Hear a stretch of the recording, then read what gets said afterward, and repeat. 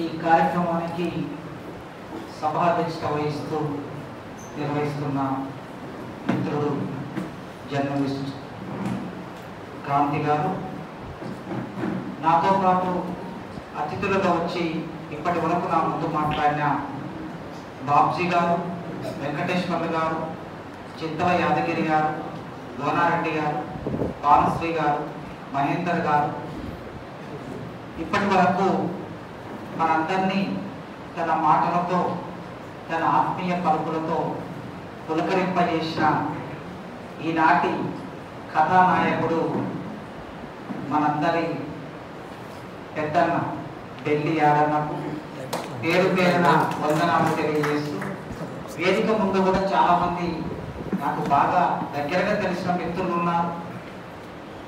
మిత్రులందరికీ పెద్దలందరికీ పేరు పేరున వందనాలు తెలియజేస్తూ, మిత్రులారా, ఈ సభా కార్యక్రమం సాహిత్యానికి సంబంధించిన కార్యక్రమం. ఆయన సాహిత్య జీవిగా ఒక 40 ఏళ్ళు చేసిన వ్యవసాయం, సాహిత్య వ్యవసాయం.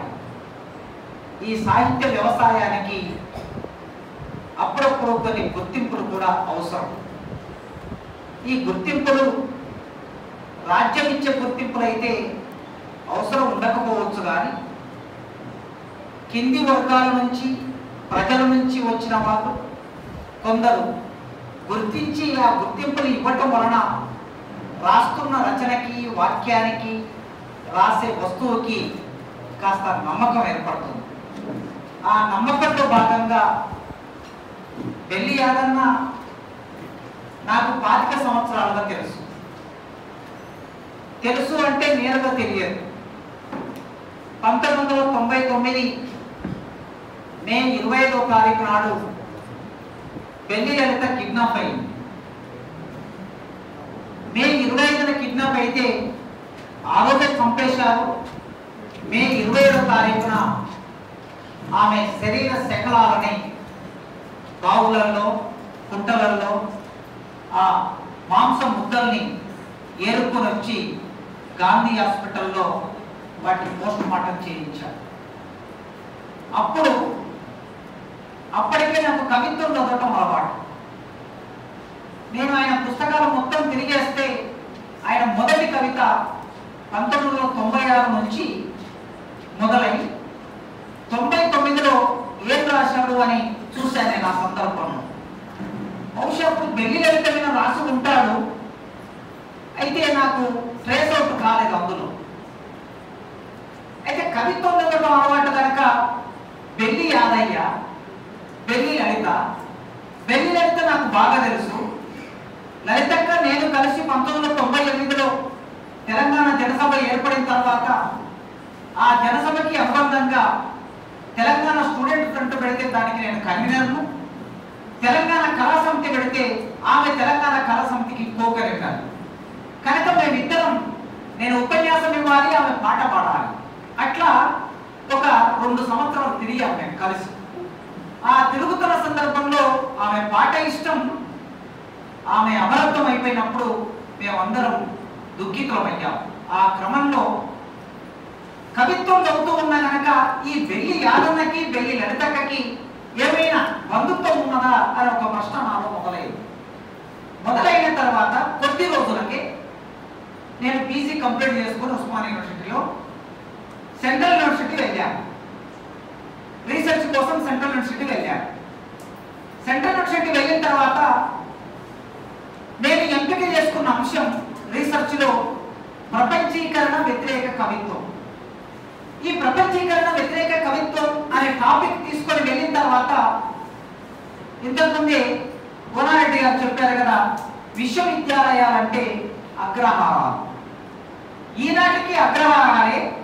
అయితే అక్కడక్కడ కొద్ది అగ్రహారాలని కాస్త ద్రవింపజేస్తున్న సందర్భాలు ఉంటే, ద్రవింపజేసే స్థితి నుంచి మరింతగా ఘనీభవించే స్థితిలోకి కేంద్ర ప్రభుత్వం వాటిని మార్చబోతున్నది. ఈ అగ్రహారంలోకి ప్రపంచీకరణ వ్యతిరేక కవిత్వం అనే టాపిక్తో నేను వెళ్ళటం అనేది సాహసమే ఆ రోజుల్లో. ఇంటర్వ్యూ చేసిన తర్వాత ఇంటర్వ్యూ బాగా చేశావు, టాపిక్ మార్చుకుంటావా అని అడిగారు మన బోర్డు. నేను అన్నాను, నేను ఈ విషయం మీద చేద్దామని వచ్చాను సార్, మీరు అవకాశం ఇస్తే.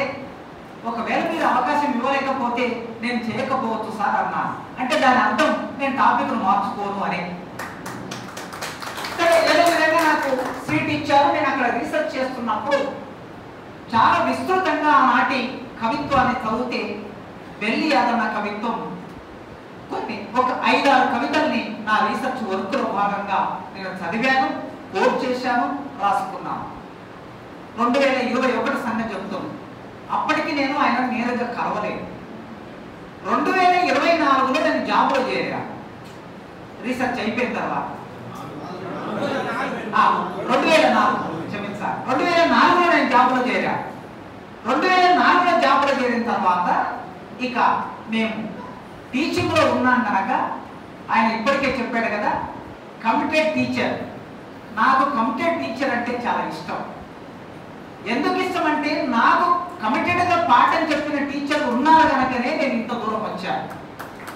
నేను ఎప్పటికీ గుర్తు చేసుకుంటాను మా టీచర్లు. మన జీవితంలో చాలా మంది టీచర్లు ఉంటారు, కానీ కొందరు మనల్ని వెంటాడుతూ ఉంటారు, వాళ్ళు మర్చిపోలేరు. ఈ మర్చిపోలేనటువంటి టీచర్లలో స్కూల్ లెవెల్లో ఎస్ఎన్ రాజు గారు నుండి ఆయన ఖమ్మం సోషల్ స్టడీ చెప్పేవాడు.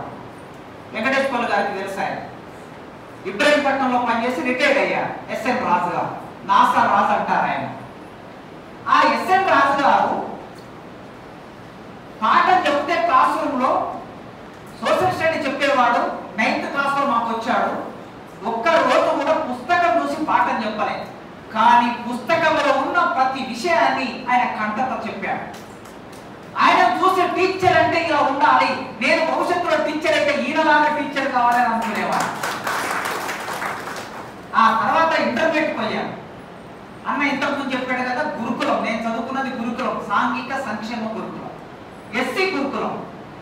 ఈ ఎస్సీ గురుకులంలో మొదటి బ్యాచ్ స్టూడెంట్ నేను. ఎస్ఆర్ శంకరన్ గారి ఆలోచనతో వచ్చిన గురుకులమే లేకపోతే ఆయన గొర్రెలు కాస్తూ అక్షరాన్ని తన మునివేళ్లతో ముద్దాడాడు. నేను పశువులను కాస్తూ అక్షరాలను నా మునివేళ్లతో ముద్దాడాడు. నాకు గురుకులం లేకపోతే నేను లేదు. కనుక మా ఇద్దరి సంబంధం ఏమిటంటే ఆయన గొర్రెల కాపరి, నేను పశువుల కాపరి. ఆయన గొర్రెల కాస్తూ పాట పాడతాడు, నేను పశువుల కాస్తూ పాట పాడతాను. ఇంత మాత్రమే కాదు, ఆయనకు నాకున్న సంబంధం పెద్ద సంబంధం కూడా ఉన్నది. మాకు ప్రభుత్వం ఇచ్చినటువంటి ఒక 5 ఎకరాల భూమి ఉన్నది. 1940లో మా తాతకి ఇచ్చిన భూమి నైజాం గవర్నమెంట్. నైజాం గవర్నమెంట్ ఇచ్చిన 5 ఎకరాల భూమిలో 3 ఎకరాలు ఒక పెద్ద గుట్ట ఉంటుంది, 2 ఎకరాలే సాగు ఉంటుంది. పట్ట మాత్రం 5 ఎకరాలు ఉంటుంది. ఈ గుట్ట మీదకి మా ఊళ్ళో ఉన్న గొర్రెలందరూ గొర్రెలు మేపుకోవడానికి వస్తారు. నేను పశువుల పిల్లగాన్ని, వాళ్ళు గొర్రెల కాపరు. వాళ్ళు 40 ఏళ్ళు 50 ఏళ్ళ వయసు ఉన్న వాళ్ళు ఉంటారు. నేను 10 ఏళ్ళు 12 ఏళ్ళలోగా ఉన్నవన్నీ నేను ఉంటాను. వారితో నాకు స్నేహ సంబంధం, వారితో నాకు పేరు సంబంధం. వాళ్ళు పాలు పిండుతారు. వాళ్ళు వర్షం వస్తే వాళ్ళ దగ్గర బొమ్మలు ఉంటుంది, నా దగ్గర ఏం ఉండదు. బొమ్మలు కప్పి నన్ను అరివి పట్టుకుంటారు, వాళ్ళ గుండెల్లో దాచుకుంటారు. నాకు తినడానికి తిండి ఉండదు. వాళ్ళు కాస్త సద్ది కట్టుకొని వస్తారు, ఆ సద్దిలో నుంచి నాకు కాస్త సద్ది పెడతారు. ఆ సంబంధం ఉన్నది. ఇంత మాత్రమే కాదు, మా తాతలు మా ముత్తాతలు ఈ గొర్రెలు వేయడానికి పోతులు ఉన్నప్పుడు నీళ్ళని నిల్వ చేసుకునే ఆ క్రమంలో నీటి తిత్తులను తయారు చేసినటువంటి వాళ్ళు మా మారియా, మా తాత ముత్తాత. ఈ గొర్రెలకు చెప్పులు కుట్టించిన వాళ్ళు మా తాత. కనుక ఇట్లా మాకు ఒక సంబంధం ఉన్నది, పేరు సంబంధం. ఇట్లా చరిత్రలోకి పోతే ఎక్కడో ఒక చోట రక్త సంబంధం కూడా ఏర్పడుతుంది దేశంలో. ఆయన అన్నాడు కదా, భారతదేశం అన్నాడు కదా, ఈ భారతదేశంలో ఉన్న మనందరికీ రక్త సంబంధం ఎక్కడో ఒక చోట ఉంటుంది. ఈ రక్త సంబంధంతో నేను ఈ సభకు వచ్చాను. ఈ రక్త సంబంధంతో విప్లవ్ నన్ను ఇక్కడికి పిలిచాడు. ఈ రక్త సంబంధంతో ఆయన రుణం తెచ్చుకోవాల్సిందే, బాకీ తెచ్చుకోవాల్సిందే, తమ్ముడిగా. అయితే ఆయన నన్ను పొగడాడు కనుక నేను ఇప్పుడు పొగిడే పరిస్థితి లేదు. ఆయన నన్ను పొగడక ముందే నిన్న మధ్యాహ్నం 2 గంటల నుంచి ఇవాళ మధ్యాహ్నం 12 గంటల వరకు నేను ఆయన పుస్తకాలు చదువుతూ నోట్స్ రాసుకుంటూ ఉన్నాను. ఆల్రెడీ నేను ప్రిపేర్ అయ్యి వచ్చాను. కోవిడ్ ముందే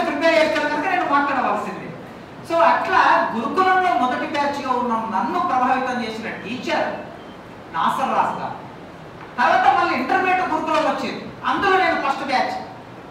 ఇక్కడ సంగారెడ్డి దగ్గర హత్తునూరు ఒక మండలం ఉంటుంది.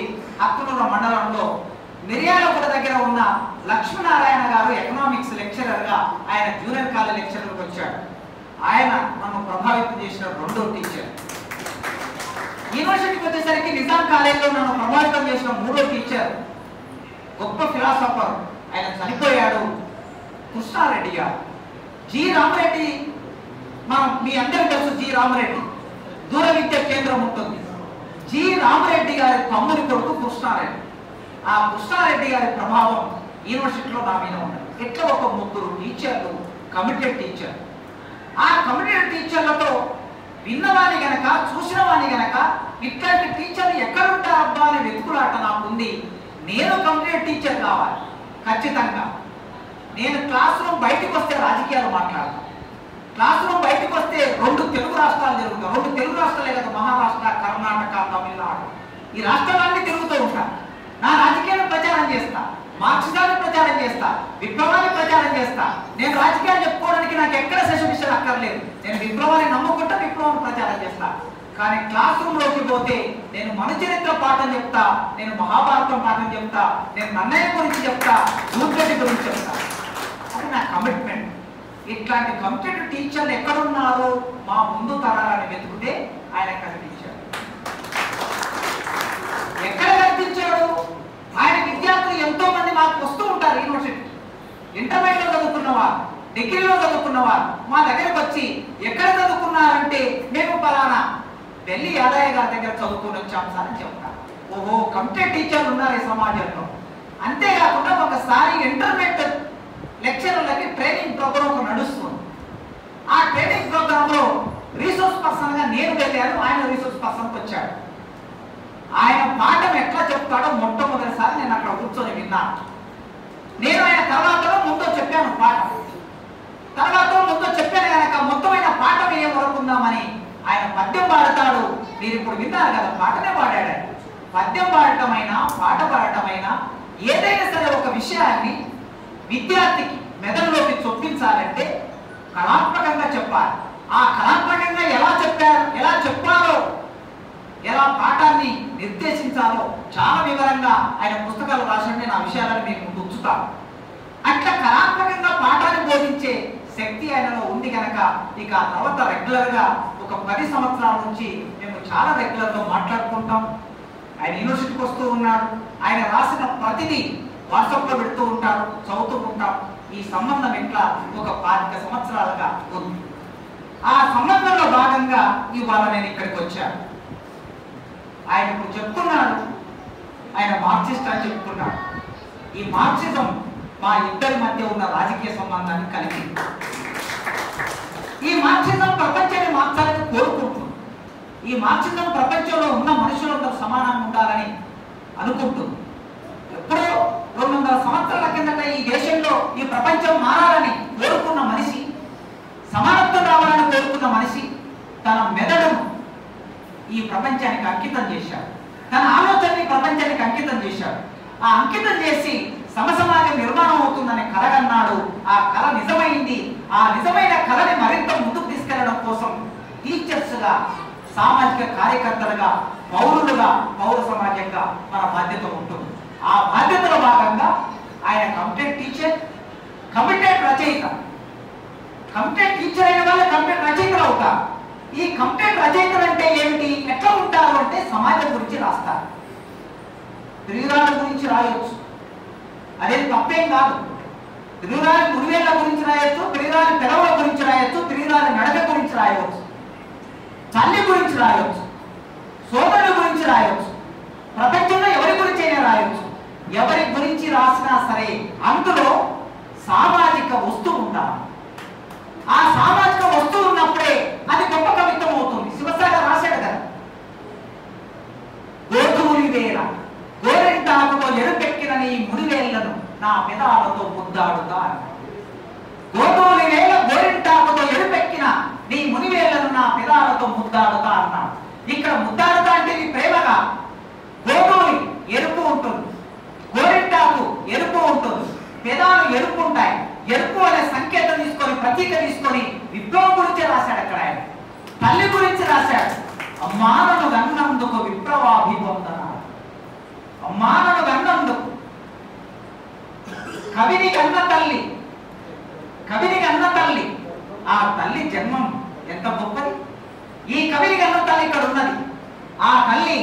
గురించి ఆ శివసాగర్ రాసుకున్నాడు. అమ్మా నన్ను కన్నందుకు విప్లవాభివందన.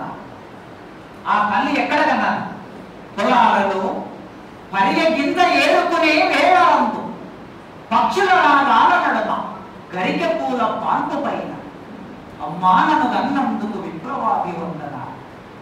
రాలిపడిన పువ్వులకై గాయపడిన పక్షులకై ప్రాణమివ్వ నేర్పినావు, కొండలలో చెలరేగిన సుడిగాలిని చూపినావు, అమ్మా నన్ను కన్నందుకు విప్లవాభివందన రాసుకున్నాడు. ఇది ఒక సామాజిక బాధ్యత. ఈ సామాజిక బాధ్యతతో ఒక శ్రీశ్రీ, ఒక గురజాడ, ఒక శివసాగర్, ఒక గద్దర్, ఒక చెరబండరాజు, ఒక లెగసీ ఉన్నది నేల మీద. ఒక శుద్ధ హనుమంతు, ఒక బండి యాదగిరి. ఈ లెగసీని కొనసాగించే క్రమాన్ని మొదలుపెట్టాడు ఆయన. ఆ మొదలుపెట్టినప్పుడు నిజానికి ఆయన పుణ్య పాండిత్యం, దీని పుస్తకాలు చదివితే, కవితా పుస్తకాలు చదివితే ఎవరికి తీసుకొని పాండిత్యం ఉన్నది, భాష ఉన్నది. ఆ పాండిత్యంతో పద్యం కూడా రాయగలడు, ఇంకా గొప్ప కవిత్వం రాయగలడు, వేరే వాళ్ళని మెప్పించే కవిత్వం కూడా రాయగలడు. కానీ అట్లా కాకుండా తన వ్యాకరణం ఏమిటో, తన వస్తువు ఏమిటో, తన శిల్పం ఏమిటో, తన రూపకం ఏమిటో చాలా స్పష్టంగా తన భాష ఏమిటో గుర్తెరిగి కవిత్వం మొదలుపెట్టాడు. ఆ మొదలుపెట్టిన క్రమంలో ఇప్పటి వరకు ఆయన ఈ కవితా పుస్తకాలను మన ముందుకు తీసుకొచ్చాడు. నేను గొర్రెల్ని కాస్తుంటా, మీరు ఎప్పుడైనా విన్నారా? నేను గొర్రెల్ని కాస్తుంటానని కవితా శీర్షిక తెలుగు సాహిత్యంలోకి వచ్చిందా? ఈ గొర్రెల కాపరి తన మునివేళ్లతో ఈ తెలుగు సాహిత్యాన్ని తాకుతే మలినమైపోయిన తెలుగు సాహిత్యం ఒక్కసారిగా భావనమైపోయింది. గొర్రెలు గొర్రెల కాపరి, గొర్రె దాకంటారు కదా ఈ కవితలు చెప్పాడే. మీరు గొర్రె మూడులను పీలుస్తూ, ఆ గొర్రె దొంగడి కప్పుకుంటూ, ఆ గొర్రెకు సంబంధించి అన్ని అనుభవిస్తూ గొర్రె దాటు అని అంటారు కదా, అవమానిస్తారు కదా అని బాధపడ్డాడు. ఈ అవమానించే సమాజంలోకి అంటరానిదిగా ఉన్న ఒక గొర్రెని తీసుకొచ్చి సాహిత్యంలో నిలబెట్టాడు. నిలబెట్టడమే కాకుండా ఒక పుస్తకానికి పేరు పెట్టాడు. ప్రత్యేకత ఎక్కడ ఉందంటే తన జీవితాన్ని పేరుగా, పుస్తకం పేరుగా మార్చాడు. మేఘ సందేశం విన్నాం మనం, మేఘ సందేశం విన్నాం, అభిజ్ఞాన శాకుంతలం విన్నాం, రకరకాల పుస్తకాల పేర్లు ఎప్పటి నుంచి 3000 సంవత్సరాల నుంచి రాసిన పుస్తకాల పేర్లోనే మనం విన్నాం. కానీ ఎన్నడైనా ఒక గబ్బిలం, గుర్రంజాష ఒక గబ్బిలం పేరు పెట్టినట్లు నేను గొర్రెల్ని కాస్తుంటాను అనే పేరు పెట్టడం దగ్గరనే ఒక ప్రత్యేకమైన శిల్పం ఆయనలో ఉన్నది. మా ఊరు అట్లా లేదు, మా ఊరు అట్లా లేదు, అట్లా లేదు అనేది మన పుస్తకం. అట్లా లేదు అంటే ఇంకో రూపం ఏమిటో ఆ కవిత్వంలో చెప్పాడు. బోధి వృక్షం మరో పుస్తకం.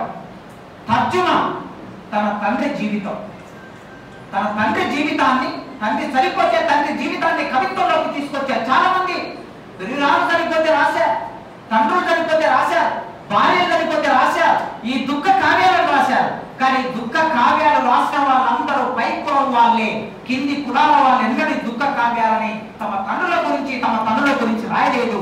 కానీ యాదన్న తన తండ్రి గురించి తర్జుమా చేశాడు. పితృస్మృతి అని, విభాజకం, ఇట్లా ఒక 5 పుస్తకాలు రాశాడు.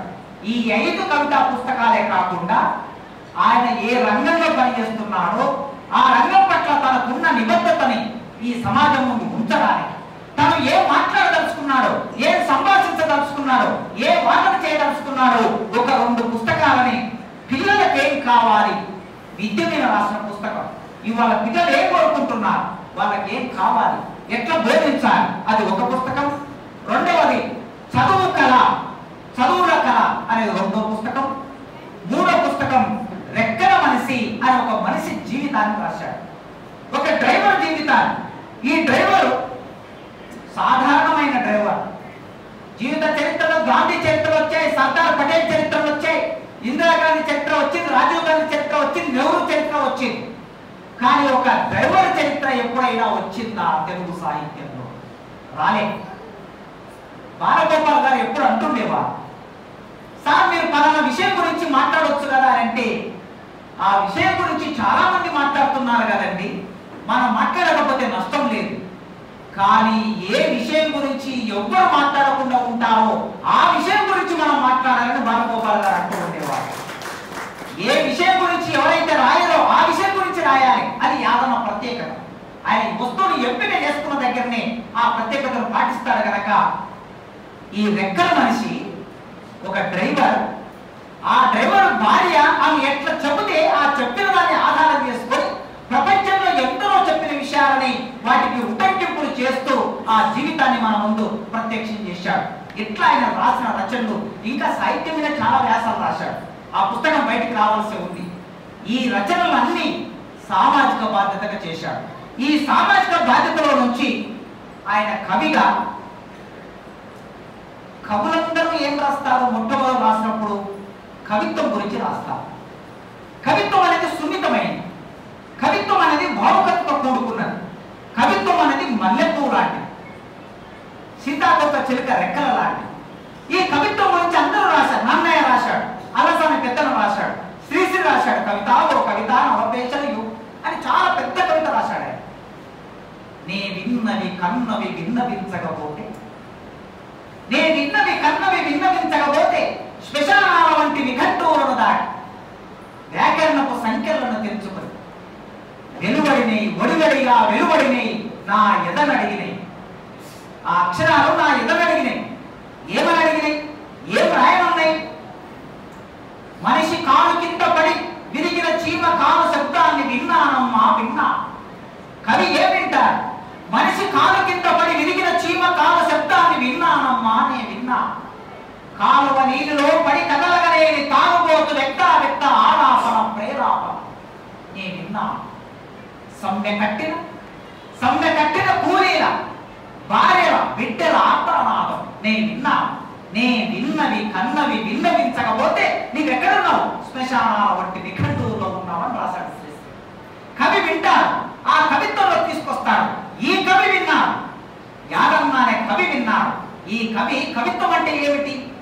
ఆ కవికి అది కవిత్వం. అల్లసాని పెద్దలకి ఇంకొకటి కవిత్వం. అల్లసాని పెద్దన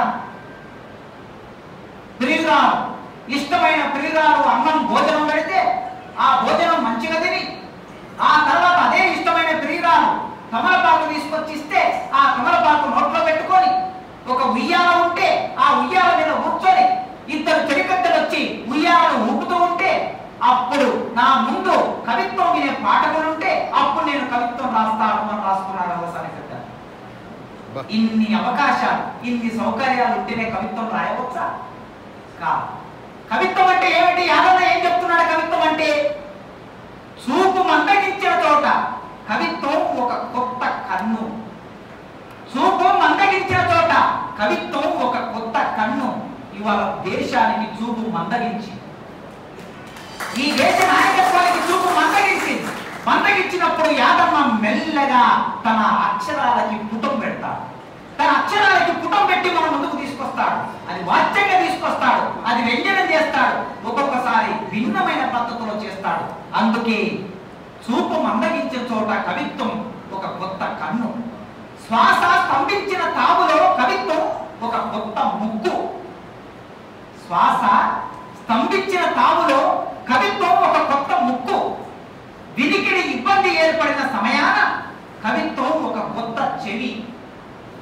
రుచి గోచరించని స్థితిలో కవిత్వం ఒక కొత్త నాలుక. స్పర్శ అకాలంలో పడిన క్షణాన కవిత్వం ఒక రస చర్మం. కవిత్వం మనకు మనం తవ్వుకునే అందమైన కందకం. కవిత్వం మనకు మనం తవ్వుకునే అందమైన కందకం. కవిత్వం మనకు మనం రాసుకునే కన్నీటి ఉత్తరం. మనకు మనం రాసుకునే కన్నీటి ఉత్తరం. ఏమిటి కవిత్వం అంటే? అలసాని పెద్దలలాగా రాశాడా? శ్రీశ్రీలాగా రాశాడా? దూర్జటిలాగా రాశాడా? కాదు. కవిత్వం అంటే ఒక సామాజిక బాధ్యతగా ఎట్లా ఉండాలి? కవులైన వాళ్ళందరికీ ఇది ఒక నమూనా.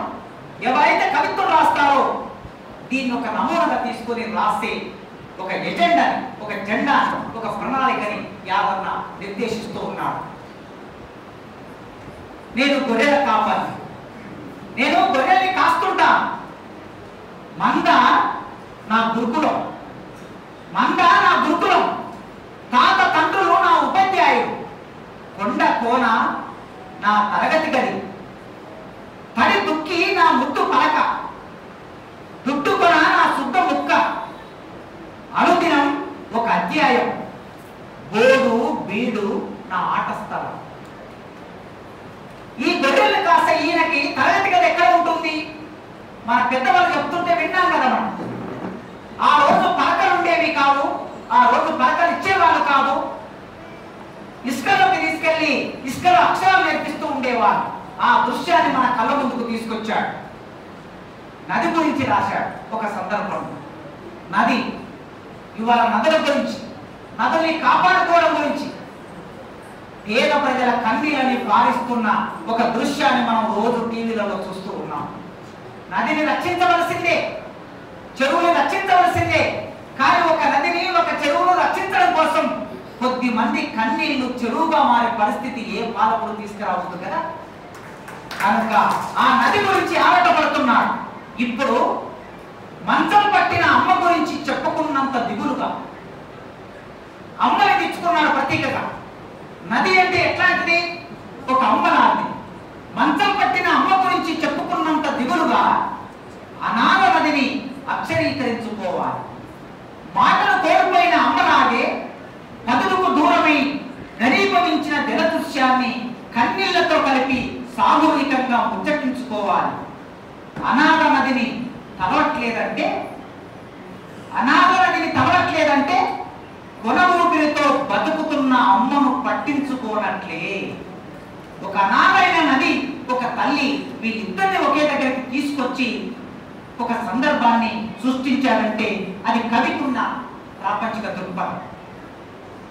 ఇప్పుడు ఆయన మట్టి గురించి ఆయనే చదివాడు కనుక నేను చెప్తాం అనుకున్న మట్టి కవి అంటే ఈ మట్టిని మునివేళ్లతో తాకితే ఆ మట్టి కవిత్వమై పుష్పిస్తుంది. ఆ కవిత్వమై ఆయన పుష్పించాడు. ఆయన మట్టి కవి కనుక ఆ మట్టిలో నుంచి పుట్టిన మట్టి పదాలను ఏరి కవులు ఏం చేస్తారంటే సమాసాలను సృష్టిస్తారు, పదాలను సృష్టిస్తారు, భాషని సృష్టిస్తారు. ఆ పదాలు సృష్టిస్తే అవి నిఘంటువులోకి వెళ్తాయి. కనుక ఆయన ఒక సమాసం చేశాడు. ఏం సమాసం? మట్టి పదాలు అన్నాడు. అసలు మట్టి పదాలని ఎవరైనా కవులు ఇప్పటి వరకు అన్నారా అని మనం తరించి చూస్తే, విశ్లేషించి చూస్తే దొరుకుతుందో లేదో మనకు తెలియదు. కానీ ఒక సమాసాన్ని రూఢి చేశాడు, మట్టి పదము అని. మట్టి పదాలను ఏరి ఆట వెలదులు తేట గీతులు కూర్చి శ్రమ సౌందర్యాన్ని కీర్తిస్తాను. శ్రమైక జీవన సౌందర్యానికి సమానమైనది లేదని శ్రీశ్రీ అన్నాడు కదా. ఈ ప్రపంచంలో శ్రమను మించిన సౌందర్యం ఇంకొకటి ఉండదు. ఆ శ్రమైక జీవన సౌందర్యాన్ని కీర్తిస్తాను అంటున్నాడు.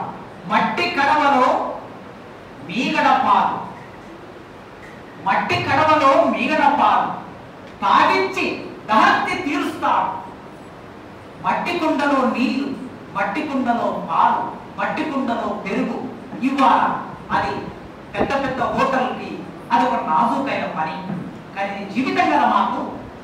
ఇది మా మట్టి కుండ బువ్వ, మా మట్టి కుండలో తొక్కు, మా మట్టి కుండలో పాలు, మా మట్టి కుండలో పెరుగు. మట్టి జీవితమైన వాళ్ళకి మట్టి కవిత్వమే, మట్టి పదాలే వస్తాయి.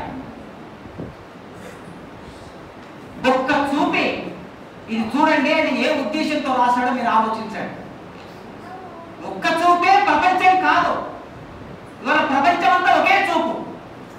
అయితే అందరూ ఆస్ట్రేలియా, అందరూ ఇజ్రాయిల్ వైపు నిలబడాలి అని అమెరికా వాడు చెప్తారు. పాలస్తీనా నేలలే లేని దేశం ఈ ప్రపంచంలో ఎక్కడైనా ఉంటుందా? నేలలే లేని ఒక దేశం ఉన్నది, అది పాలస్తీనా. ఆ పాలస్తీనా ప్రజల్ని రోజుకు చంపేస్తుంటే, లక్షలుగా చంపేస్తుంటే, వేలుగా చంపేస్తుంటే ఆ పిల్లలు మట్టి పిల్లల కింద పడిపోయి పసిబిడ్డల శవాలు చూస్తూ ఉన్నాం. దుఃఖంతో తడుస్తూ ఉన్నది, రోజు గుండె దుఃఖిస్తూ ఉన్నది. అట్లాంటి ఒకనొక దృశ్యం, ఒక్క చూపే ప్రపంచం కాదు. చీకటి ఛాయ ఎక్కడైనా వ్యాపించవచ్చు. చీకటి ఛాయ ఎక్కడైనా వ్యాపించవచ్చు. వెలుతురు పిట్టలు సమూహ నేత్రాలు, వెలుతురు పిట్టలు సమూహ నేత్రములో రిగుమనాలి. ఏకవచనం పరిపూర్ణం కాదు ఎప్పుడు కూడా. ఒక్కడే కాదు, గొలుసు ఒక తాత్పర్యం. అన్ని చుట్లు బలోపేతం కావాలి. ఈ ప్రపంచంలో అన్ని మాటలు, అన్ని గొంతులు, అన్ని పాటలు, అందరి భావాలు కలిసినప్పుడే బలోపేతమవుతున్నది గొలుసు ఒక తాత్పర్యము అన్నాడు దాని శీర్షిక. గొలుసు ఒక తాత్పర్యం.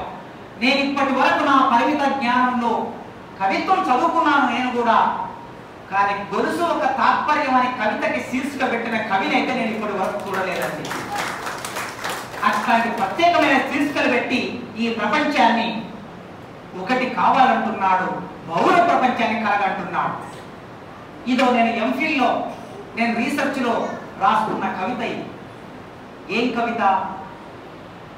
సలుపుతున్న గాయాల్ని తప్ప మధుర తరంగమై పాడలేదు, లేని సంతోషాన్ని ఉందని అమ్మతోను, లేని సంతోషాన్ని ఉందని అమ్మతోను, రాని వసంతాన్ని వస్తుందని అడవితోనూ అబద్ధం చెప్పలేదు.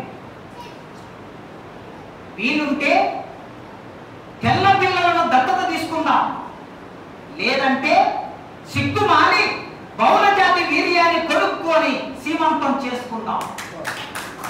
ఎంత పవర్ఫుల్ వాక్యం చూడండి మిత్రులా. తెల్ల పిల్లని దత్తత తీసుకుందాం, లేదంటే సిగ్గుమాలి బహుళ జాతి వీర్యాన్ని కొనుక్కొని సీమంతం చేసుకుందాం. తల్లి భారతి, తల్లి ఆశ్చర్యార్థకం పెట్టాడు. అంటే కవిత్వంలో కామాలు, ఆశ్చర్యార్థకాలు, క్వశ్చన్ మార్కులు కూడా ఒక భాగాన్ని పలికిస్తాయి. తల్లి మొదటి ఆశ్చర్యార్థకం, భారతి రెండు ఆశ్చర్యార్థకాలు పెట్టాడు. ఎలా క్షమిస్తావు? టెర్మినేటెడ్ స్వరాన్ని ఎలా భరిస్తావు? ఉందే మాత్రం పాడలేని నా తరాన్ని ఎలా క్షమిస్తావు? ఇప్పుడు నాకు చెరబండరాజు గుర్తొస్తాడు. ఒక్కసారి కవిత చదవగానే ఉందే మాత్రం. తల్లివి తండ్రివి దైవానివి నీవే అమ్మా. తల్లి భారతి, తండ్రివి తల్లివి దైవానివి, కానీ నీవెట్లున్నావు? ప్రపంచ విపణిలో నీ అంగాలను తాకట్టు పెట్టిన ఎవరు నీ? ప్రపంచ విపణిలో మూసిన దుమ్మెత్తి పోసిన కదలగలేని మైకము.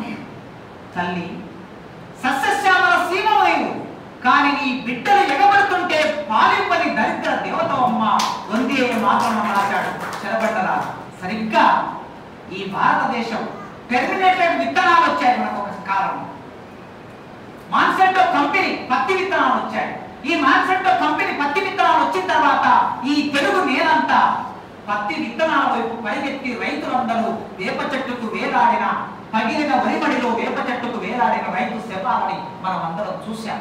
ఆ దృశ్యాన్ని ప్రపంచీకరణ నేపథ్యంలో ఒక బలమైన వ్యక్తీకరణని, కొత్త పదబంధాలని, కొత్త శీర్షికని తీసుకొచ్చాడు ఆయన. మరణ వాంగ్మూలం.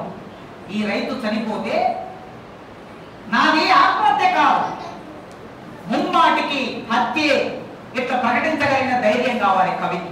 ఆయన అన్నాడు కదా, కమిటెడ్ టీచర్, ఆయన కమిటెడ్ పోయెట్. కమిటెడ్ పోయెట్ కనుకనే నాది ఆత్మహత్య కాదు, ముమ్మాటికి హత్యే. రైతులు చనిపోయినప్పుడు మనం అందరం ఏమన్నాం? ఈ హత్యలన్నీ ప్రభుత్వ హత్యలే, ఇది పాలకుల హత్యలు అన్నాం. వీస్తే తప్ప గాలి ఉందని తెలియనట్టే, అసలు గాలి వీస్తేనే తెలియాలన్నా? వీస్తే తప్ప గాలి ఉందని తెలియనట్టే దూది కావలసిన పత్తి కాయలన్నీ చీతుట్లుగా మారి కొరగాకుండా పోయిన నా పైరు కోడిని చూస్తే తప్ప హత్యోదంతం బయటపడదు. రైతు చనిపోయాడు ఒక దృశ్యం మన కళ్ళ ముందు కనిపించినప్పుడు ఆ దృశ్యం పట్ల ఎట్లా మనం అందరం స్పందించాలి?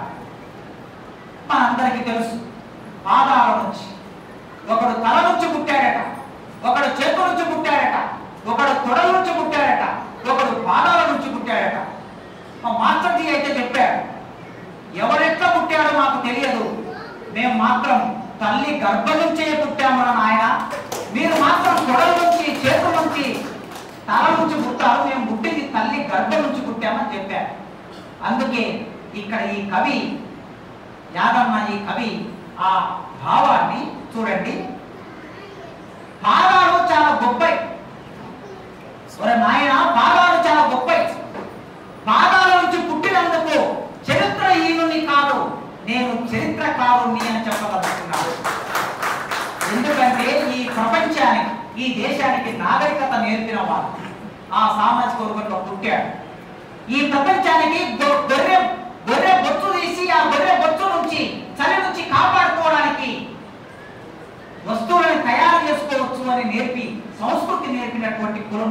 రాసేవాడు కనుక నేను ఈ చరిత్రకారుని, చరిత్రహీనుని కాదు.